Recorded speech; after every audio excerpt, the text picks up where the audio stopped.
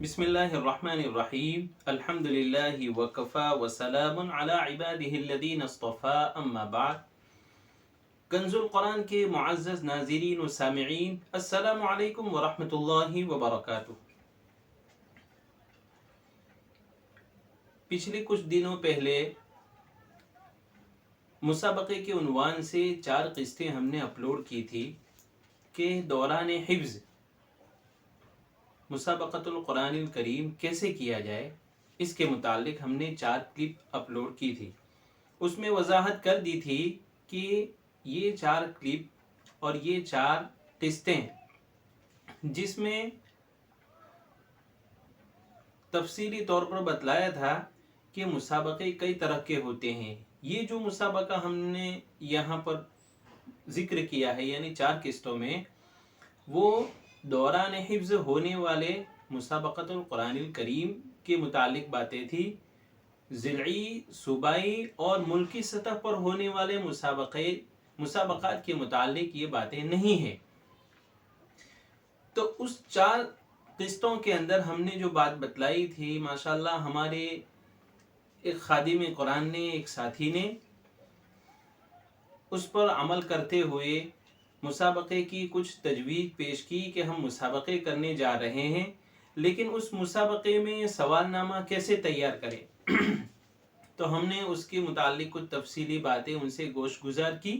उसके बाद वो बातें नफ़े आम की गर्ज से आप हजरात की खिदमत में पेश करने जा रहे हैं। तो आज का उन्वान है हिफ्ज़ कुरान, मुसाबक़े हिफ्ज़ कुरान का सवालनामा कैसे तैयार करें। मुसाबक़े हिफ्ज़ कुरान का अहम जुज़ सवालनामा है।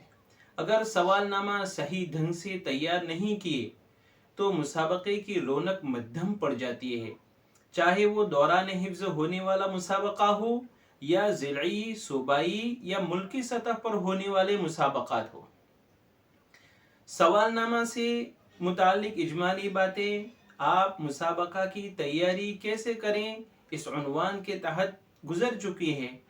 फिर भी एक खादिम कुरान के सवाल पर आज तफसील से बयान कर रहे हैं।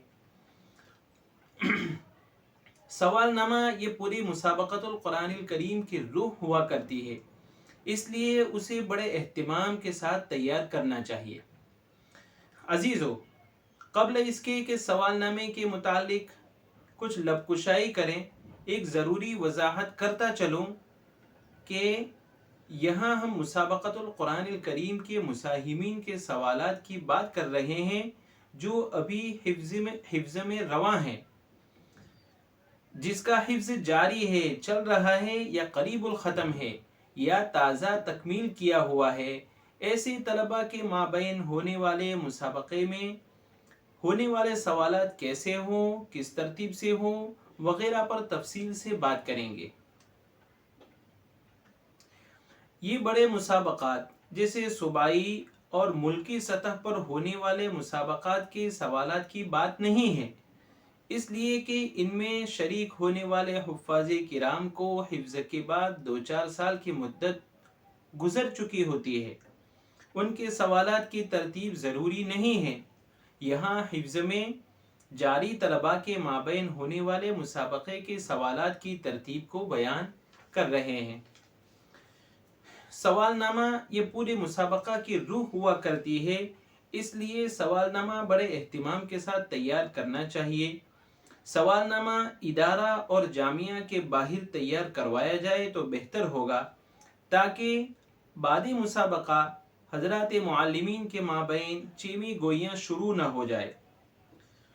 सवालनामा तैयार करने वाला हाफिज, आलिम और कारी हो और इस सिलसिले में तजर्बा भी रखता हो, अमानत व दियानत और तकवा का पुतला और मुजस्समा हो। सवालनामा तैयार करने वाले को चाहिए कि जिस शोबे तहफ़ीज़ के सवालनामे तैयार करना है, उस शोबे तहफ़ीज़ का मेयार भी मालूम होना चाहिए। मेयार को सामने रखकर सवालनामा तैयार करना चाहिए। किसी इदारे या जामिया में पहली दफ़ा मुसाबका हो रहा है तो सवालनामे में पहला सवाल इख्तियारी रखें یا سورت سے یا قرآنی اصطلاحات یعنی ربوع، نصف اور ثلث سے رکھیں۔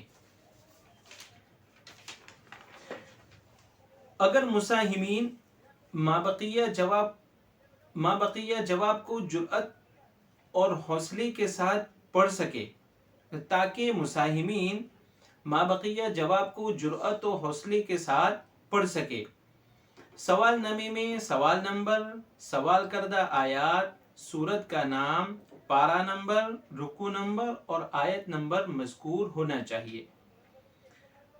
اب اس سلسلے میں بندے کی ایک ناقص رائے ہے کہ اب تک بندے نے سوال نامے میں اتنی باتیں دیکھی ہے، لیکن بندے کی ناقص رائے یہ ہے کہ سوال نامے میں سوال کی ابتدا اور انتہا کی بھی نشاندہی ہونا چاہیے۔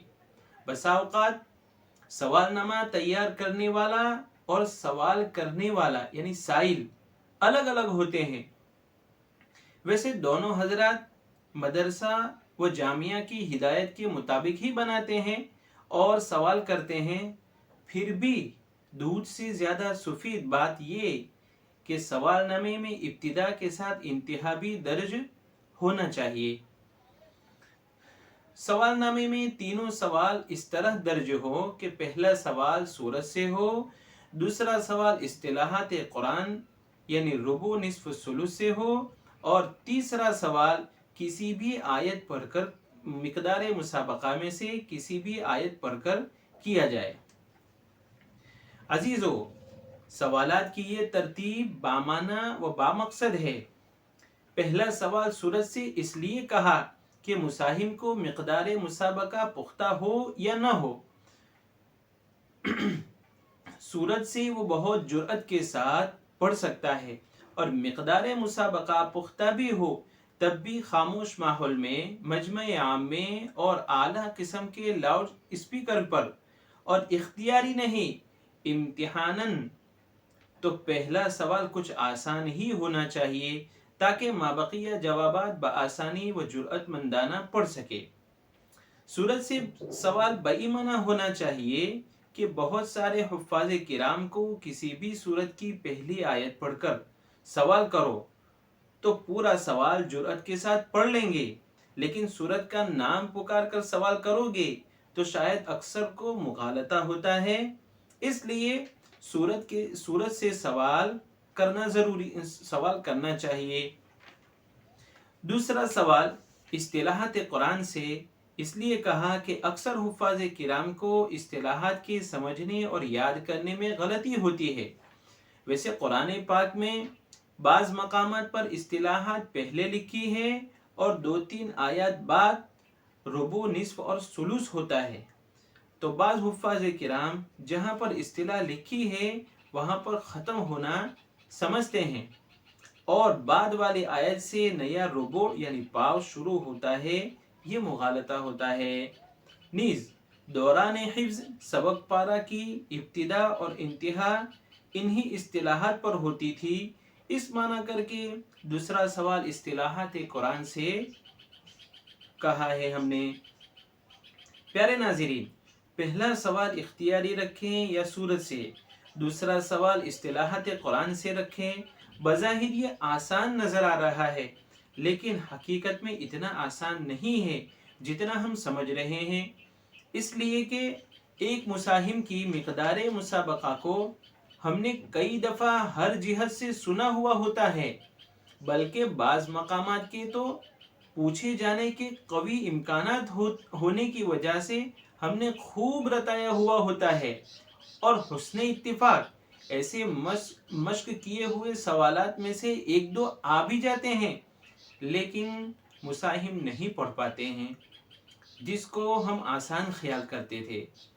تیسرا سوال مقدار مسابقہ میں سے کہیں سے بھی پڑھوا سکتے ہیں، یہی ایک سوال امتحان کے لیے کافی ہوگا۔ پہلے 2 سوالوں کے ذریعے ہمت اور جرأت دلانا مقصود ہوتا ہے۔ تھوڑی بہت محنت کرنے والا حافظ پہلے 2 جوابات جو کہ آسان ہوتے ہیں پڑھ لیتا ہے تو تیسرا جواب کہیں سے بھی ہو جرأت و ہمت کے ساتھ بآسانی پڑھ سکتا ہے۔